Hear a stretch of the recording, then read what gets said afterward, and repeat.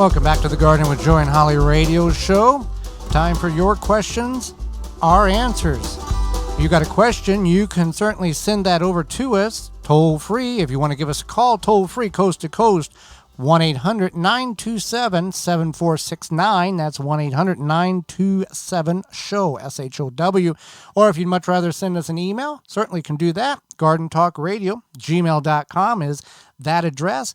If you've got a specific problem in regards to what do you think this is, send us a couple of pictures. Makes the identification and the diagnosis much easier. So, Holly, we got a couple of questions. Let's see what we can get through the top of the hour.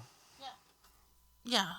So Alona writes in and says, I have green balls like fruit hanging on some of my potato plants. What are these and what do I do with them? These are true seed potatoes, seeds, true potato seeds. Do not eat them. They are highly toxic. It's a form of protection towards the plant to keep animals away. There are true seeds in there. There are people that do save those seeds and grow potatoes from true seed. However, the tuber is a much easier means of growing potatoes the next year. But you can experiment with that. That certainly is something that is unique. Not all varieties produce that. But if you see it, not a problem. Don't worry about it. Just don't eat them. A couple kind of questions came in. One here. I made pickles the other day, and I forgot to add the salt as the recipe required it. Can I go back, pop the lids, add the salt, and recan it? Or what's the best method to fix this problem? Thank you. Sure. So after I asked a couple more questions, it turns out that they were like a small batch of pickles. And so I had suggested to just open them up, add the salt, kind of shake it, and then put it in your fridge, let it sit there for a little bit. And then after 90 days, you can consume them within like 90 days. Because otherwise, if you do make this mistake and you make a whole batch of pickles, I don't know if the salt, not having the salt will affect the flavor because you have the vinegar and the other flavors, but reprocessing pickles is not good. Not because of a safety standpoint, but because they're going to get mushy fast. You're going to have pickle soup. Yeah, it's going to be gross. So just make sure you're following, I'm sure we've all forgotten stuff in recipes, but just make sure you're following the recipe and adding all the things. All right, next canning question. I'm fairly new to canning, and I'm not sure why the canning jars turned out this way. I've lost a lot of liquid. I pressure canned them, and I got the recipe off a video online. Is it safe for me to consume this stew, and why did I lose so much liquid?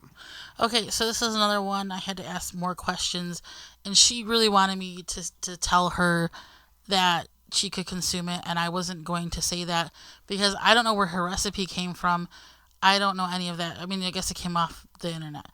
I advised her that some liquid loss is normal, yes, and the thing is that it's a process. So when you are pressure canning, you want to let the jar sit at zero pressure for about 10-20 minutes.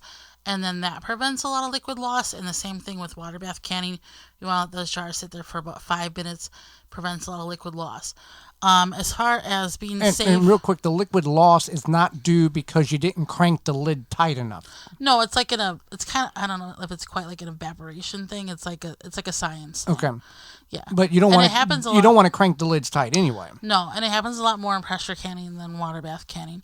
However, I did advise her that I only use recipes such from like ball canning, Better Homes and Gardens, University Extensions, and the National Center for Home Food Preservation. And then, so you want to, just because somebody on YouTube is like, this is my recipe, this is how I made the stew, it doesn't mean it's safe, and I wasn't going to tell her that. Well, on our parent website, the WisconsinVegetableGardener.com, we have 4952 canning what you grow recipes. We put the recipe in the show notes of the YouTube video. However, that doesn't mean you should go by gospel.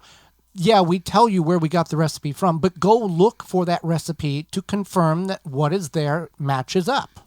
Right, and that's the thing is that, there's been this boom in canning.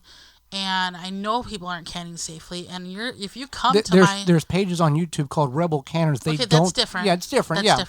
That's different. I'm talking about any Joe Schmo on the street who's like, I'm gonna start canning now. Oh, I found this YouTube video. This is my recipe.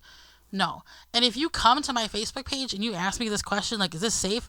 I'm absolutely not going to tell you that unless you say, I got this recipe from the National Center for Home Food Preservation website or my local university extension, or I took a class with a master canner. Then I would tell you it's safe. But I'm not going to tell you that Uncle Sam with the YouTube channel, Canning Beef Stew, is safe because I don't know.